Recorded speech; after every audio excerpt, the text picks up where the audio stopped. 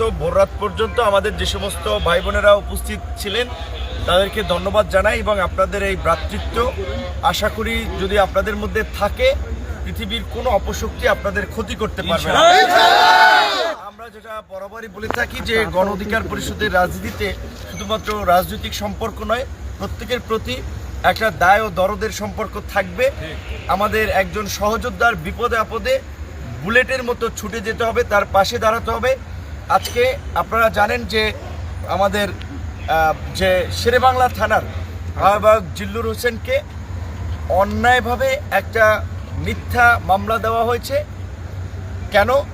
কারণ হচ্ছে সে এনবিআরের সামনে একটি প্রতিবাদে অংশ নিয়েছিল, যেটি ফ্যাসিবাদ বিরোধী জনতার ব্যানারে প্রতিবাদটি হয়েছিল। সেখানে দাবি ছিল যে এই সরকারের মধ্যে থাকা ফ্যাসিবাদের দোসর এবং আমলাতন্ত্রে এই আওয়ামী সহযোগীদের অপসারণের দাবিতে।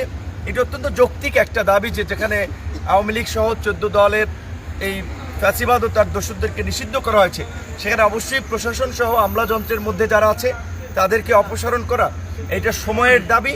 সেই জায়গা থেকে এনবিআরের চেয়ারম্যানের বিরুদ্ধে তাদের অভিযোগ ছিল, কিন্তু এনবিআরের চেয়ারম্যান এখানে প্রতারণার আশ্রয় নিয়ে সরকারকে ভুল বুঝিয়ে যে বিষয়টি নিরাপত্তা বা জাতীয় স্বার্থ সংশ্লিষ্ট বিরোধী হচ্ছে এটি ভুল বুঝিয়ে তারা একটি মিথ্যা মামলা দায়ের করেছে উপদেষ্টাদেরকে ভুল বুঝিয়ে, অর্থ উপদেষ্টাকেও, যেই কারণে আমাদের এই সহযোদ্ধাকে থানায় আটক রাখা হয়েছে।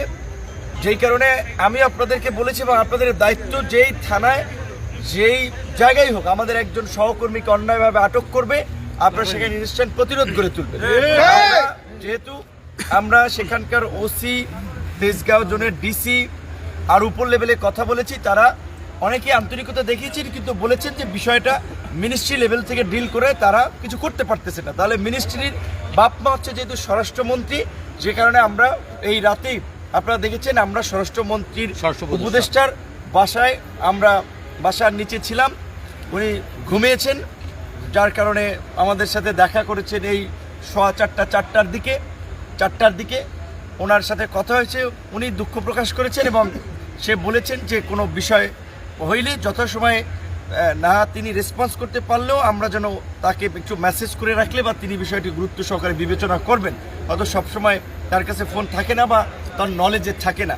পাশাপাশি এই যে সামান্য একটা প্রতিবাদের কারণে আমাদের সহযোদ্ধা তার বিরুদ্ধে মামলা হয়েছে বিশেষ ক্ষমতা আইনে এবং বিশেষ করে একেবারেই অন্যায়ভাবেই তার বিরুদ্ধে এই ভিত্তিহীন একটি মামলা দেওয়া হয়েছে, যেটি আমরা শেখ হাসিনার আমলেও দেখি নাই যে এইভাবে একটা প্রতিবাদ করার কারণে তার বিরুদ্ধে এইভাবে মামলা হয়েছে। আশ্চর্যজনক বিষয় হচ্ছে যে আপনারা যারা জীবনের মায়া ত্যাগ করে জীবনের ঝুঁকি নিয়ে আন্দোলন সংগ্রাম করে এই দৈত্য দানবীয় ফেসিবাদ হটিয়েছেন, তাদের বিরুদ্ধে মামলা, এইখানে যে মামলা করবে যে কর্মকর্তারা তাদেরও কিয়ামত ঘটাই দিতে হবে। কারণে আমরা বলছি যে আমরা কৈফিয়ত চাইতে এসেছি। ওনার এই নিচের লেভেলের অফিসাররা কেন দায়িত্বজ্ঞানহীন কাজ করলো, আমাদেরকে তারা চেনে, আমাদেরকে জানে। এখানে কোনো অমানবিক কোনো বিষয় না, অনৈতিক কোনো বিষয় না। আমরা পরিষ্কারভাবে বলছিলাম যে আমাদের সহযোদ্ধা তার বিরুদ্ধে কেন মামলা হবে, সো তারা রেসপন্স করেনি, তাদের বিরুদ্ধে সে ব্যবস্থা নেবে তিনি আশ্বস্ত করেছেন। সকালেই ঘটনাটি তিনি সুরাহা করবেন। আশা করি যে এর একটা সুষ্ঠু বিহিত এবং একই সাথে আপনারা দেখেছেন এর আগেও একটি মামলা হয়েছিল খুলনাতে, আমাকে সেখানে আসামি করা হয়েছে। এটা আমাদের ইমেজ ক্ষুণ্ণ করার জন্য, আমাদের পলিটিক্যাল ইমেজ ড্যামেজ করার জন্য। সেখানে আমরা বলেছি যে মামলাটি হচ্ছে নিশ্চয়ই সেখানকার কমিশনার জানে। কিছুদিন আগে উত্তরাতেও আমাদের এক সহকর্মীর বিরুদ্ধে একটি মিথ্যা মামলা হয়েছিল। শেষ পর্যন্ত রাতে, সে সময় ওসি যদিও বললে যে ছেড়ে দেওয়া হচ্ছে, কিন্তু দেখেছেন রাতে ছাড়ে নাই, তাকে কিন্তু কোর্টে প্রেরণ করা হয়েছে। তো এই জন্য আমরা বলছি ইনস্ট্যান্ট প্রতিবাদ এবং প্রতিরোধ না করলে এদেরকে শিক্ষা দেওয়া যাবে। আমাদের পরিষ্কার